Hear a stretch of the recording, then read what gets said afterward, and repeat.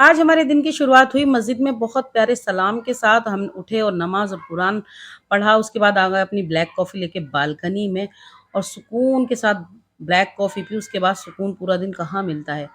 और एक रूम था हमारा खाली, तो हमने सोचा क्यों ना इसकी चकाचक सफाई कर ली जाए जब तक बच्चे उठते हैं। बच्चे और हस्बैंड उठ गए, उन्हें दिया नाश्ता। नाश्ता देने के बाद ये देखिए मैं ना बहुत प्यारा कपड़ा लेकर आई थी, बहुत सस्ता लेकर आई थी कॉटन का, और ये पैंट का कपड़ा दे दिया था मेरे भाई ने, तो मेरा सूट हो गया रेडी। ये छोटे-मोटे सामान जो है मेरे रोज़ के काम आने वाले हैं, इधर-उधर पड़े रहते हैं और खो जाते हैं, मिलते नहीं हैं जल्दी से, तो इनके लिए मैं बनाऊँगी एक ऑर्गनाइज़र मोबाइल के डिब्बे से।